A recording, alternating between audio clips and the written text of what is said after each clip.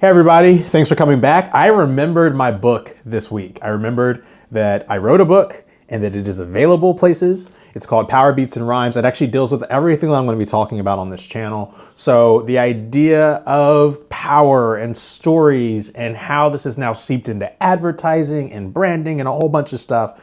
But it's a really cool book. A lot of people have liked it so far. And each chapter has a playlist that you can listen to on my Spotify account. I'll make sure to include a link with this description, but make sure you check it out. It's available. Hopefully it will stay up for the video. It might not. So we've gone through a couple of basics, right? We've gone through branding, advertising, content, narratives. Now I want to talk a little bit more on the historical side. I want to talk about the history of how advertising has changed. And before you roll your eyes or skip this video, just hear me out, because this is actually really important to understand where things are headed and why things are the way they are today. Advertising is a huge business, and it's a business that's existed for a very long time. Really, the first trade is seen as prostitution, right? Like the second trade, in my opinion, is advertising, right? The people who then like hyped up stuff. And like, these are your hype men. That's what advertising really is these are people who are communicating, they're selling, and the ways that we do that have changed throughout time, but they've all really stayed the same at the exact same time, right? Like we talk to people, we say, try it, you're gonna love it. And like, we've been saying that for hundreds, if not thousands of years in a whole bunch of different languages. Once something is created, there has to be somebody who then comes along and says, this is what this product is, and you should check this product out. Just like my book here, right? Like saying that I have a book is one thing, actually showing you that I have a book and having it on screen makes this very different. When we talk about how advertising has changed, what we're really talking about are the ways that we've convinced people of how to do just about anything, because advertising, as we've talked about, can take a lot of different forms. So where does this all start? Well, if you've seen Mad Men or shows like Mad Men, you're aware of this age during the 60s. But honestly, marketing and advertising starts way beyond that. We can say that part of it really starts in the classical painting era, when we see these rich families sponsor paintings in churches and like hire, famous artist painters to go out and like do these paintings. And some of these paintings ended up looking like their family members, right? Like it's stuff like that, where someone is paid for a piece to be done. And through that, they are telling their own story. They're making themselves look like Jesus, for crying out loud. Like they do all kinds of stuff.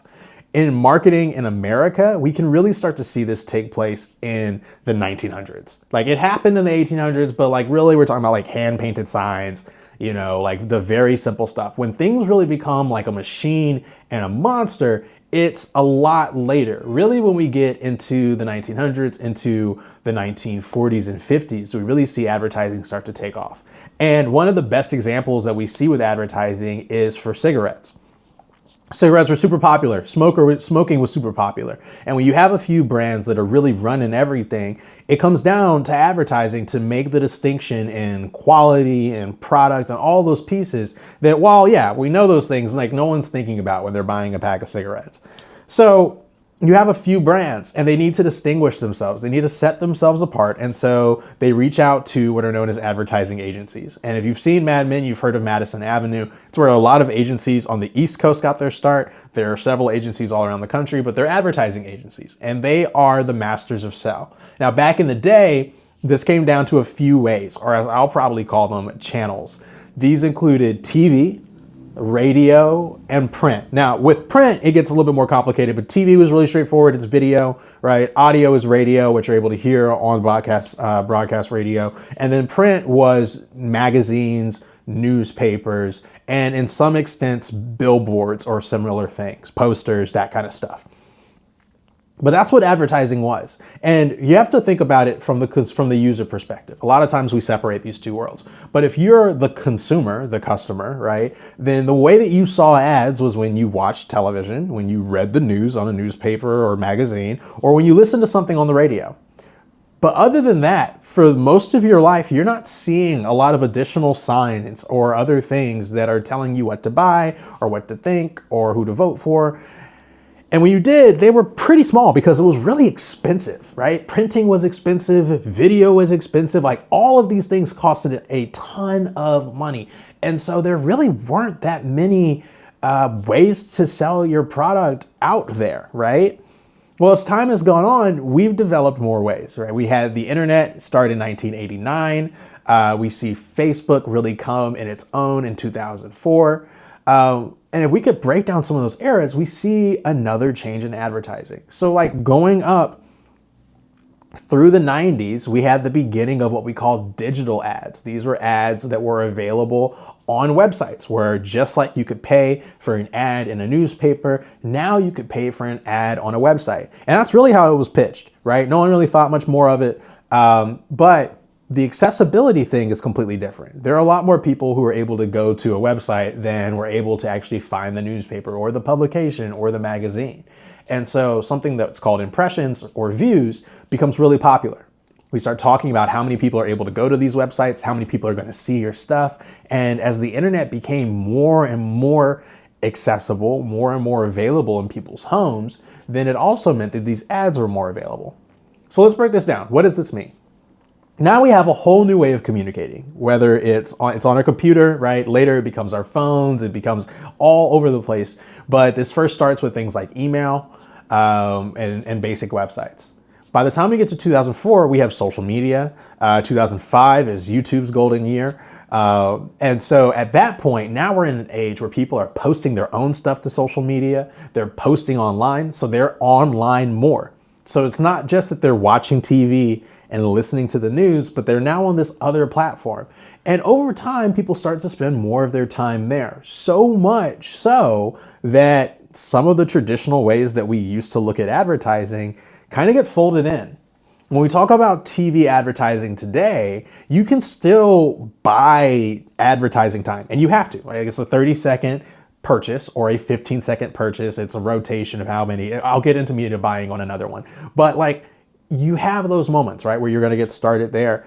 But now what you're really counting on is that also appearing on that, news channel or TV channel's website. And that's because that's where more of the viewers are. What this means is that the simple ways that we now communicate online, right, where you're watching this video where there's an ad that pops up. 50 years ago, that wasn't even a concept, right? If this may have been something that you would have gone to the library to hear, or you would have, gone to a community center and heard a conversation like this. No one's running ads there. It's the community center. You're already there. But now we're in a place where just for you to get access to everyday information, for you to learn stuff like narratives and marketing and strategy also means that you're being exposed to ads. And as a strategist, like this is a win. This is a huge win. I can run my own Google ads on my channel about my own stuff. I can run ads and then target those people on other platforms. It's amazing. But really what we're saying is that as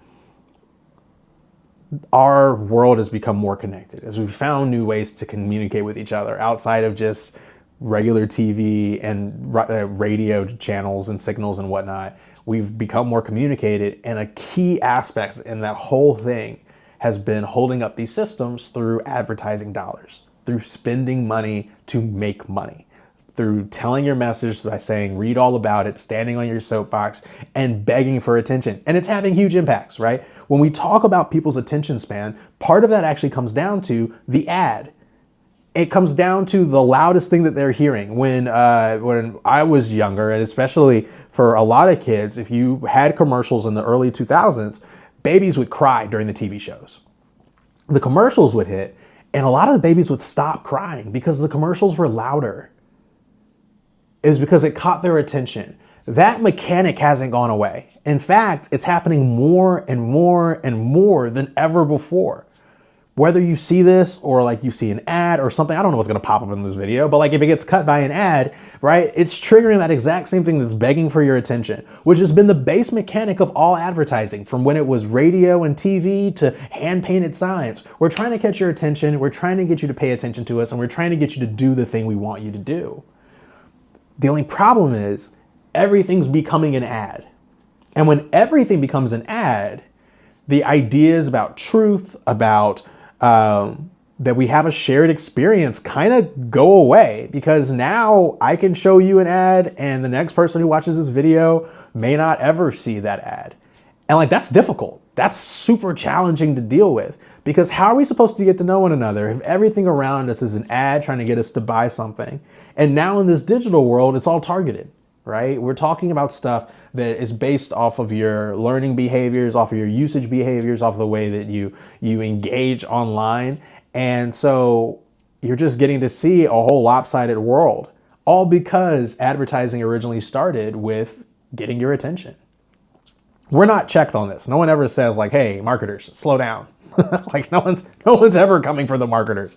But like, this is really important as you begin to think about what is out there, right? So like, take some time, go through your week, go through your day, and just like take a minute and say like, how many things in front of you are an ad? Don't worry about if it says if it's sponsored or if it's not, because at this point, it doesn't really matter. But like, is it like, what is it? Is it an ad? Is it a video? Someone's telling you to do something. I'm telling you to buy my book. Is this an ad? Yeah. Yeah, it is. Like, as much as I love teaching and I love communicating and I love sharing this kind of stuff, the reason that I started this YouTube channel is because I wrote a book. And the reason that I wrote a book is because I want to do more teaching. So everything that I do, the reason that the book is here, the reason that this channel exists, the reason I'm on TikTok, on Instagram, on LinkedIn, have a website, all this stuff is for advertising. It's to make myself available, that people will purchase my services, that you'll hire me to come and speak and help you understand this stuff. I have clients that I work with on a regular basis, and this all exists to show them that I'm credible, right? To show them that I know what I'm talking about. That's advertising. You're able to get free education because I have to prove my point to people that I may never get a check from. That's exactly what advertising is. And so while advertising has changed, right? Like, there was a time when to shoot this video, I would have had to go to a studio, would have had to rent a whole thing out. It would have been super expensive, lighting, crew, production, everything. I probably could have still used the makeup, be real with you, but I didn't have to do that. I have a rinky-dink tripod. I'm running this mic set that one day I'll talk production stuff, and I'm shooting this on my iPhone, and I'm standing in my living room, right? Times have changed. And while it's changed for us as we communicate and we share stuff, it's also changed for advertisers. And every way that we communicate has become a platform for ads. And so that means that you gotta pay attention.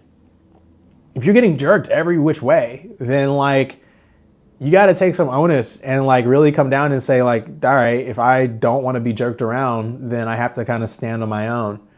And we haven't had to do that before, which is another reason that this channel exists. So all that to say, advertising has changed. It's become more dangerous for the consumer, for you. It's become more profitable for people like me. And frankly, I just don't see a lot of marketers publicly talking about it. But I think it's really important for you to know. So think about what the ads are that are around you. And thanks for watching. I will be back soon with another video. Hopefully, I'll remember to bring the book back next time. But if you want to, you can buy Power Beats and Rhymes anywhere the books are available, especially on Amazon. We just got 2-day shipping, y'all. We're moving up in the world. But thank you so much for listening. See you next time.